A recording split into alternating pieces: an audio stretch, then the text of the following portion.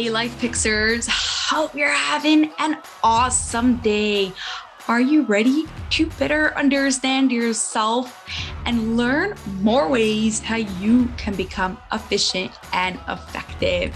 Today, we've got a guest who is the founder of Iron Sharpens Iron, a mastermind for success-minded people who want to level up in all areas of their lives.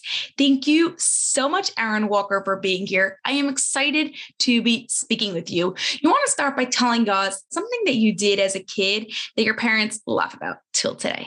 Oh, man. I had a lot of determination and perseverance, Esty, when I was growing up.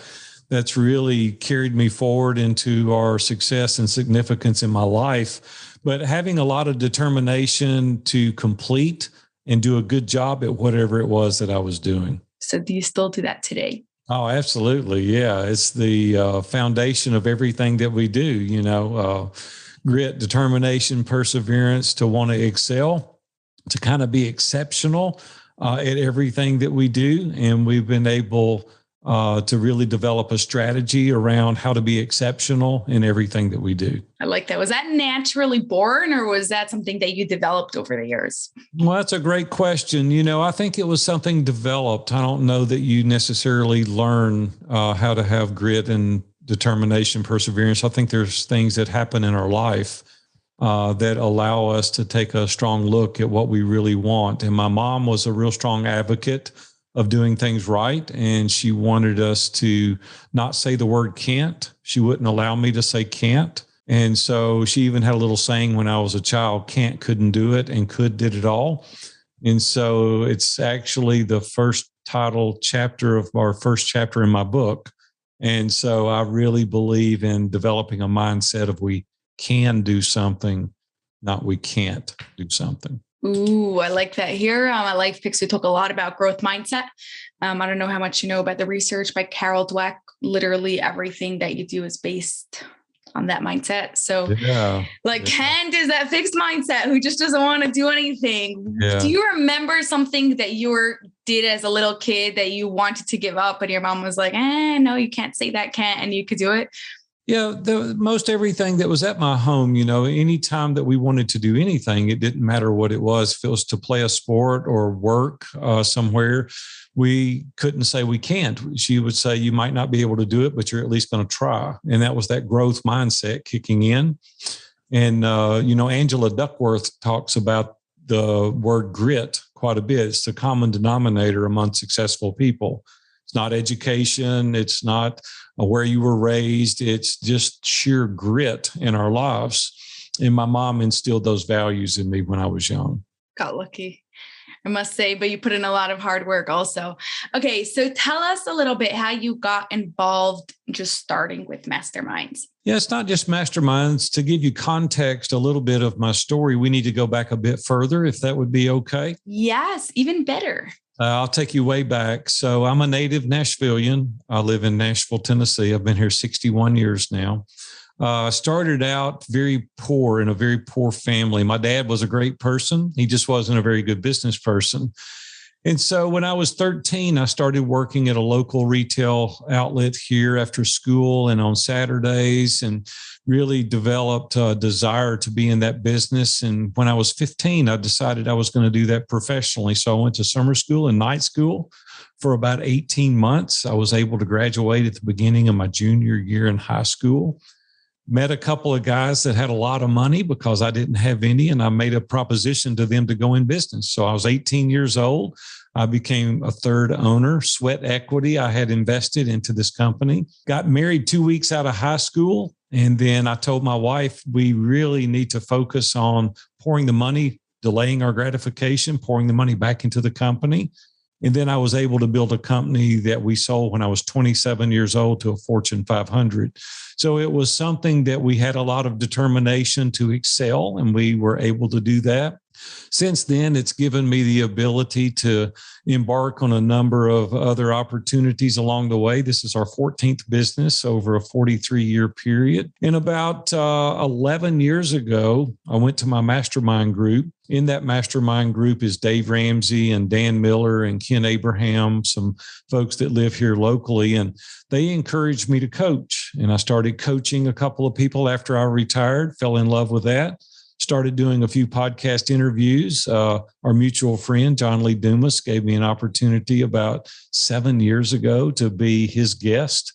And since then, we've spent an inordinate amount of time doing guest interviews, teaching other people to be successful and significant. Well, I couldn't coach every individual that came to me, so I started a mastermind. And so we turn around 7 years later, we've got 150 members in 7 different countries around the world now and 18 different mastermind groups. And so that's how we started. Oh, wow. Okay. There was a lot that you're going to have like a million questions for you. Right.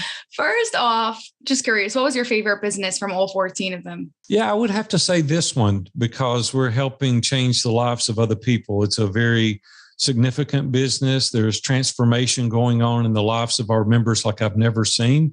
And I would say collectively, all other 13 businesses added up don't compare with the purpose and the meaning of Iron Sharpens Iron Mastermind. And it's just simply because it's a lifestyle business. I'm able to be anywhere and conduct the meetings and lead them.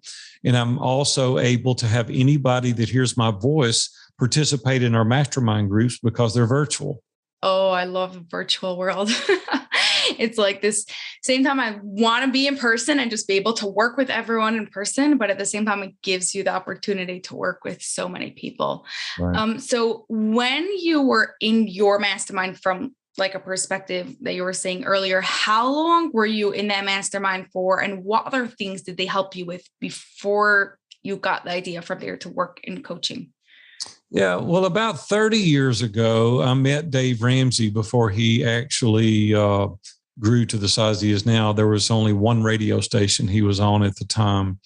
And he invited me to join his mastermind group. And I didn't want to go, quite honestly, because I knew he would be asking me difficult questions that I didn't want to answer. But I agreed to go and absolutely fell in love with the process because it was a group of trusted advisors that I could go to. I could kind of let the facade down. I could be myself. I could be vulnerable and transparent. And that's where really the insight came from, the other perspectives, the encouragement, the accountability. And I really learned how to do life with people on a weekly basis that helped catapult my life to the next level. And we all need community. We all need people around us that can point out what our superpowers may be, but they can also highlight our kryptonite or even our blind spots, and they can help us overcome the challenges that we're faced with each and every day. So when you invest in a group of people on an ongoing basis, weekly and monthly and annually, they really learn who you are. And then they learn how they can really help you. Just to give blanket information to everyone, it doesn't necessarily work, Esty, because your life circumstances is different. Your desires are different. Your skills are different. Your superpowers are different. And if I'm going to help you, I've got to know those things about you in order to help you. So that's where Masterminds really scratched a niche for me in really diving in to help take my life to the next level. Yeah, it's not just like a course or a YouTube that you watch that's promoted to everyone. It's literally customized for you. It has like that humanness in it. Now, did you take like the format and the structure that you had when you were in the mastermind into the way that you run your masterminds today? Yeah, I took some of it, but we adapted it to fit the virtual world because we were meeting in person. And so we really structured the framework that would allow people to have a pleasant experience and that would be very meaningful and beneficial to them. And so we're structured in a way to where we share wins, we share ideas, resources, we do networking. We have what's called man in the middle, to where you go each and every week to a different person and they're able to spend time personally, professionally, or spiritually, whatever it is that they want to accomplish in 5 main areas of their life. And we touch on things like financially and relationally and spiritually and Every area of your life that really is of importance. I want to deal with the whole person. I don't want to just deal with you from a entrepreneurial standpoint or just a personal standpoint, but we encompass your entire person. And because if you're not successful personally, it certainly doesn't matter if you're successful professionally. And so I just want to be sure that you don't go home with a pocket full of money to a house full of strangers, because that's not going to serve you well long term. And what we've discovered is that being in community really helps you to grow and to develop, because you are getting other perspectives. And isolation really is the enemy to excellence. And if you really want to take your life to new heights, you have to get in some form of community.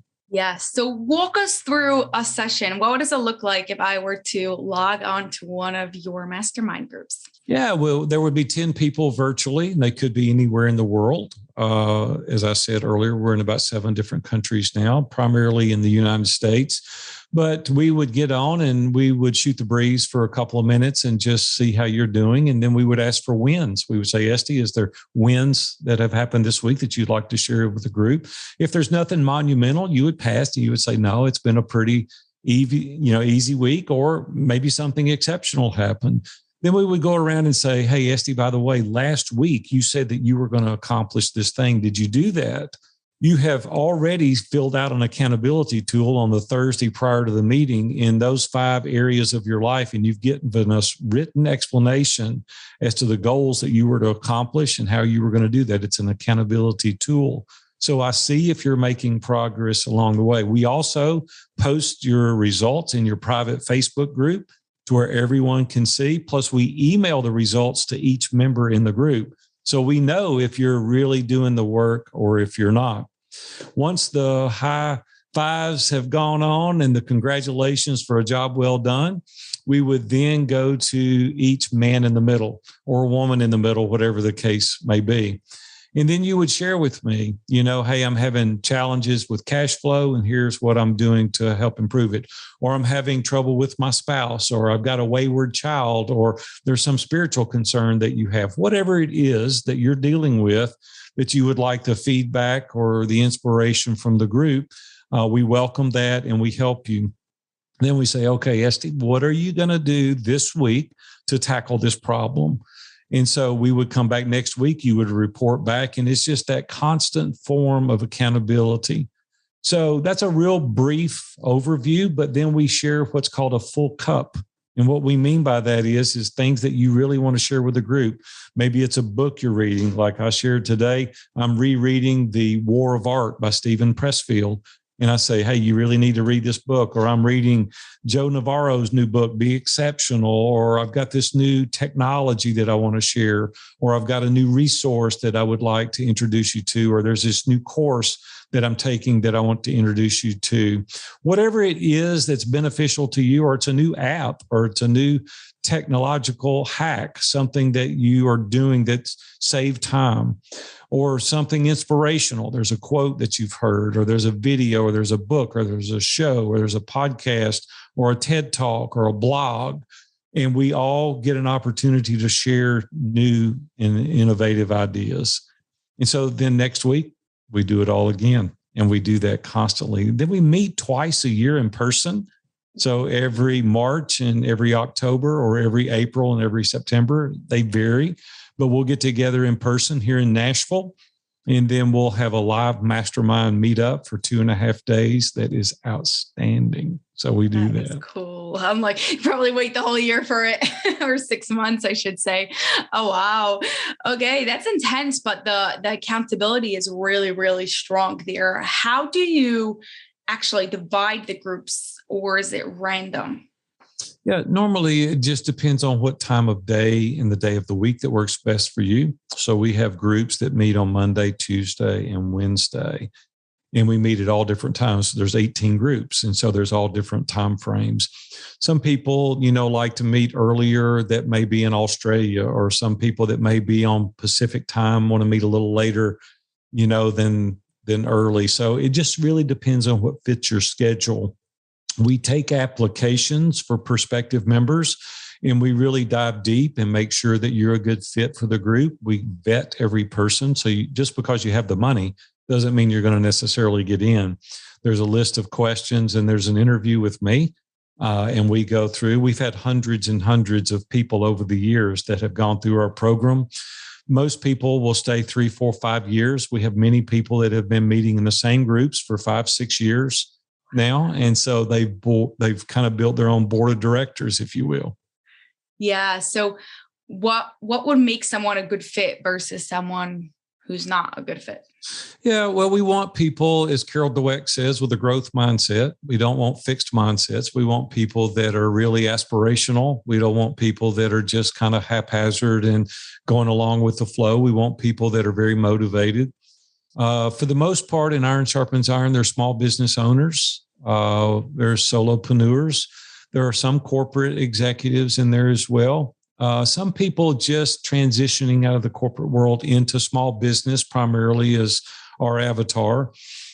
People that really don't mind being called out, people that have thick skin that like, I want to get better. And I know I got to take it on the chin sometimes in order to do that. And so if your feelings get hurt easily or you're really not wanting to know the truth, we're not for you. That's not who we are. We're also wanting people that want to get it done, people that are complacent, people that just sit around and they talk about the same thing every single week.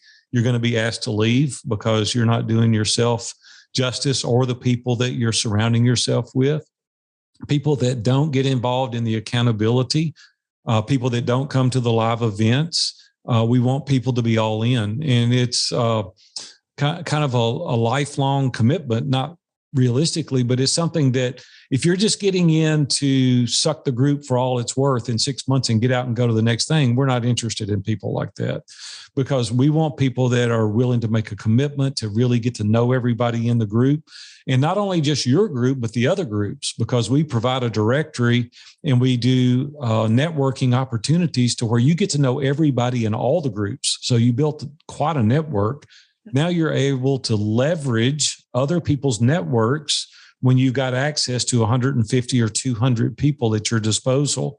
So we've built quite an organization that really helps one another, whether it's promoting your podcast, your books, encouraging you along. So these are people that are really serious about growing, is the way that we defined who would be a good fit. I like that. I like that so much. It's like super specific. And if you're not ready for this, like you'll have to come back when you are. And if it's never, then it's never. Right. Yeah. We're not for everybody. Yeah. We're for people that really want to move the needle. Yeah. Now I'm curious, how has running this organization affect your own personal life? Yeah, that's a great question. To be totally honest with you, when I first started this, I only wanted to coach a couple of people because I've been working since I was 13. I'm 61 now. And I was ready to take a break. And Dan Miller, 48 Days to the Work You Love, he's been one of my mentors and closest friends for 25 years. He said, you've got too much skill and too much talent to go sit on the beach somewhere and not help other people. Plus, I've been married a long time. Robin and I will celebrate 42 years of marriage this June. And so I can help people in relationship positions. I can help with being a dad. I've got 2 adult daughters and I've got 5 grandchildren. And then we've owned 14 businesses. And he said, you've got a little bit of wisdom that you can add to others. Plus, I'm not afraid to challenge people. And he said, for you to just sit on the beach and rock yourself into an oblivion would be quite the waste. And so I took that challenge on. And now I'm able to encourage, coach, and teach each and every day to help other people excel at what they're wanting to accomplish. Yeah. Yeah. It's affected me radically. It's affected me radically because I have a much greater purpose now. 100%. Like I'm trying to imagine you, like you said, just sitting on the beach, but it just doesn't work together with your name. Right. Are you in one of those 18 groups or you have a separate? Yeah, I'm in 7 of those groups. Oh, I facilitate 7 of the 18 groups. And then I'm involved in another mastermind outside of that. Oh, wow. So when you facilitate those 7, do you actually also have to be like put all the accountability and like have people on you, or is it only facilitating it and you do that in your other mastermind? Yeah, well, I do I do facilitate 7 of the groups. We have a team. We have about a small team. We're a 10-person team. So I've got 10 people that work in our organization that do all the administration behind the scenes in their organizing and coordinating. But then they provide me with the documents that I need, and I'm able to go in and facilitate the groups. Was that your question? I want to make sure I'm following. My question's a bit more on your own personal level. Yeah. When you're facilitating the groups, do you also get involved as if you are someone facilitating, but like part of it? Or absolutely. Yeah. The value of the mastermind groups is the participation on all the participants. Group coaching, people often confuse with masterminding. Group coaching is me standing before you today, teaching. All the answers come from me. You ask me questions. That's not what this is. Facilitating is just guiding and directing, making sure everything is running smoothly, but it's involvement directly from each person. That is the value of the mastermind, right? If they just wanted to hear me, they can come to, I actually teach at Tuesday noon.live, and I do that every Tuesday. So if people are wanting to hear me and they're wanting to get involved, they can come for free. I do that for free, by the way. It is Tuesday noon.live. You can go there and sign up and then come every week and hear me for free.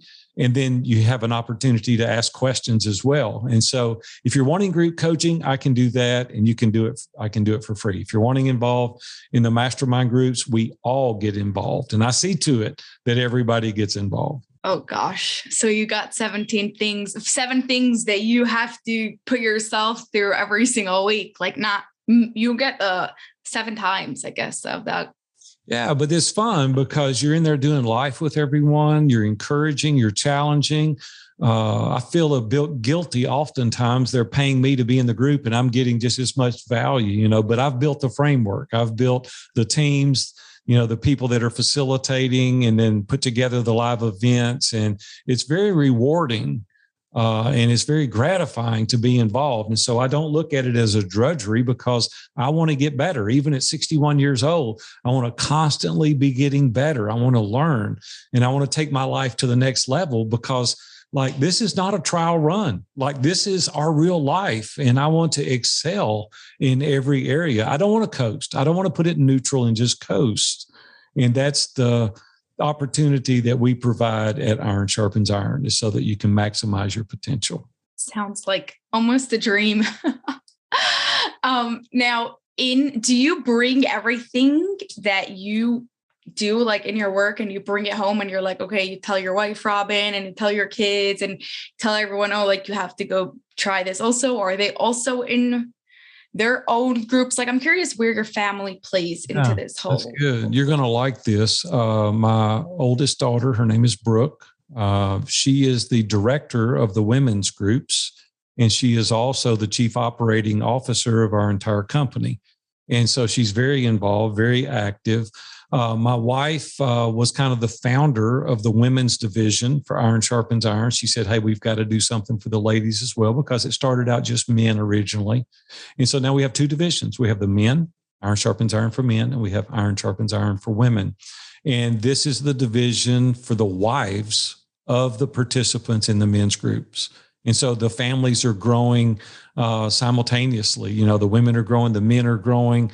And then you can only imagine what's going on when both spouses are growing personally, professionally, and spiritually. So you get the whole person on both sides. And so it's just phenomenal where your life can go. So you're literally working with couples versus just individuals. Do you have any women or any men who are just them and not their spouse? We do. Yeah, it's not both. There's, a few dozen, women that are doing it, but we have 150 men. And so not all the wives are participating, but many of them are.